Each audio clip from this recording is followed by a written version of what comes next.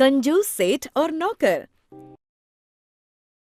एक बार की बात है, धनीचंद नाम का एक सेठ था जो स्वभाव से बेहद कंजूस था। उसके पास कोई भी नौकर ज्यादा दिन के लिए नहीं टिक पाता था। उसकी एक बड़ी वजह ये थी कि उसके यहाँ जो भी नौकर आता था, सेठ उसके सामने काम देने से पहले अपनी 3 शर्तें रख देता था। पर कोई भी नौकर उन शर्तों पर नहीं टिक पाता था और कुछ ही दिनों के पश्चात खुद ही नौकरी छोड़कर चला जाता था। ऐसे ही एक बार सेठ के पास मदन नाम का एक व्यक्ति नौकरी के लिए आया और बोला, सेठ जी, मैं बड़ी दूर से आया हूँ आपके पास, कोई काम मिलेगा? सेठ धनीचंद मन ही मन थोड़ा मुस्कुराते हुए, क्या काम कर सकते हो? देख लो, सारी दुकान संभालना, घर का काम और बाहर से सामान लाना ले जाना, ये सब काम कर सकते हो? जी सेठ जी, मैं बिल्कुल कर सकता हूँ, बस आप मुझे नौकरी पर रख लीजिए। नौकरी पर तो मैं तुम्हें रख लूँगा, पर इससे पहले तुम्हें मेरी 3 शर्तें माननी पड़ेंगी। कौन सी 3 शर्तें सेठ जी? देखो, मेरी पहली शर्त यह है कि मैं तुमसे किसी भी वक्त कोई भी काम कह सकता हूँ, चाहे दिन हो या रात का वक्त। मेरी दूसरी शर्त ये है कि दिन भर में एक ही वक्त तुम्हें भोजन मिलेगा। और मेरी तीसरी शर्त ये है कि यदि तुम खुद नौकरी छोड़कर जाने को कहोगे तो तुम्हें पूरे 1 साल की पगार मुझे देनी होगी। मदन को मजबूरी थी कि नौकरी मिल जाए। बस बिना कुछ सोचे समझे उसने हाँ कर दी। और सेठ को तो ऐसे ही मुर्गों की तलाश रहती थी जिनसे अपना काम निकाला जा सके। सेठ धनीचंद मदन से खूब काम करवाता था और बदले में सिर्फ एक वक्त का भोजन। मदन दिन प्रतिदिन कमजोर और हताश हो रहा था, पर उसकी मजबूरी थी कि यदि वो खुद नौकरी छोड़ने के लिए कहता तो सेठ धनीचंद की शर्तें माननी पड़ती। ये ले मदन, अपना भोजन। मदन थोड़ा दुखी होते हुए, मालकिन, इतना काम करवाने के बाद भी ये सूखी भूसी एक रोटी से पेट नहीं भरता मालकिन। तभी सेठ धनीचंद बोला, क्यों रे मदन, इतना कौन सा काम तूने कर दिया जो फालतू की रोटियां तोड़नी है? सेठ मदन को धक्का देते हुए, यहाँ काम करना है तो ऐसे ही भोजन मिलेगा तुझे। कुछ दिनों तक मदन बिना कुछ बोले सेठ धनीचंद के लिए काम करता रहा, पर अब वो हार चुका था। आखिर एक दिन वो बोला, सेठ जी, मैं यहाँ अब काम नहीं कर सकता। तो फिर ठीक है, मेरी शर्तें याद है ना, वो पूरी कर और जा। मदन को हार कर सेठ ध्यानचंद की तीनों शर्तें माननी पड़ी और 1 साल की पगार भी उसने अपनी माँ की कंगन बेच के सेठ को दे दी। अपने गांव पहुंचकर एक दिन वो नदी किनारे बैठा था। तभी उसका एक मित्र रमेश, जो बचपन से उसे जानता था, उसके पास आया और बोला, अरे मदन, तू शहर से कब आया और मिला भी नहीं? रमेश के बार बार पूछने पर मदन ने अपने साथ घटित सारी घटना रमेश को बता दी। रमेश सब कुछ चुपचाप सुन रहा था।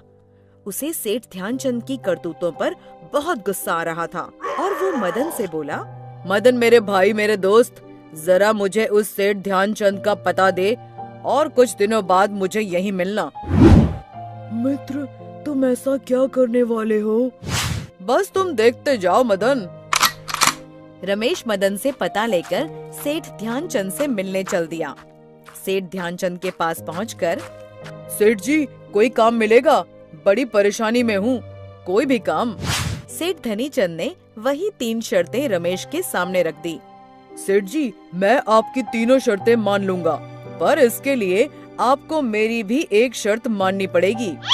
तेरी शर्त क्या है, बोल। सेठ जी, यदि मैं खुद नौकरी छोड़कर जाऊंगा तो मुझे तो पूरे 1 साल बिना पगार काम करना पड़ेगा। बिल्कुल। ठीक है, ये हुई आपकी शर्त, और मेरी शर्त है कि अगर आप खुद मुझे नौकरी से निकालते हो तो पूरे 1 साल आपको मुझे बिना काम किए पगार देनी होगी। सेठ धनीचंद ने सोचा, ऐसा मौका तो कभी आएगा ही नहीं, मेरे पास नौकरी करना इतना आसान नहीं है। सेठ ने कहा, ठीक है रमेश, मुझे तुम्हारी सारी शर्त मंजूर है। रमेश अपने काम में लग गया। जैसे जैसे सेठ बोलता, रमेश झट से सारे काम कर देता। एक दिन सेठ धनीचंद ने रमेश को कहा, अरे रमेश, जरा अनाज भंडार से चावल की बोरियां ले आ और ध्यान से ताला लगा कर आना। रमेश को उपाय सूझा और जानबूझकर अनाज के भंडार का ताला खुला छोड़कर आ गया और सोचने लगा, ये अच्छा मौका है इस कंजूस सेठ को सबक सिखाने का। रात को चोर भंडार घर से सारा अनाज लेकर भाग गए। सुबह जब सेठ ने भंडार घर देखा तो सारा भंडार घर खाली था। उसने रमेश से पूछा, तुमने ताला नहीं लगाया? सारा अनाज चोर ले गए। रमेश बोला, सेठ जी, मैंने तो ताला अच्छे से लगाया था, शायद चोर ताला तोड़कर अनाज ले गए होंगे।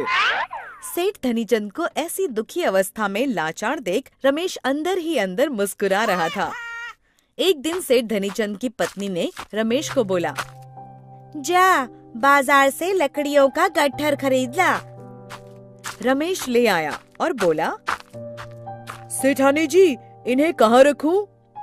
सेठानी थोड़ा गुस्से में थी और बोली, कहाँ रखेगा, मेरे सर पर रख दे।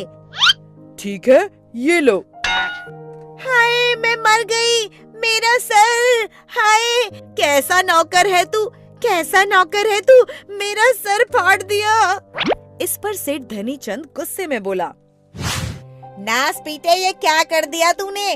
चला जा यहाँ से, निकल जा, मैं तुझे अभी नौकरी से निकालता हूँ।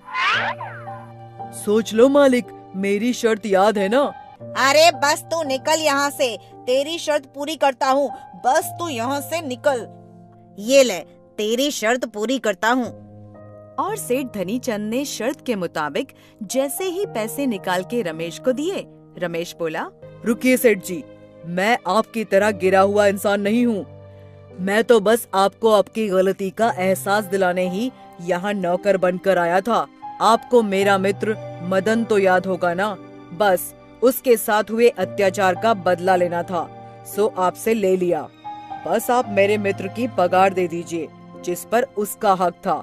मैं यहाँ से चला जाऊंगा। सेठ धनीचंद मुंह लटकाते हुए बोला, ये लो रमेश, तुम्हारे मित्र की पगार।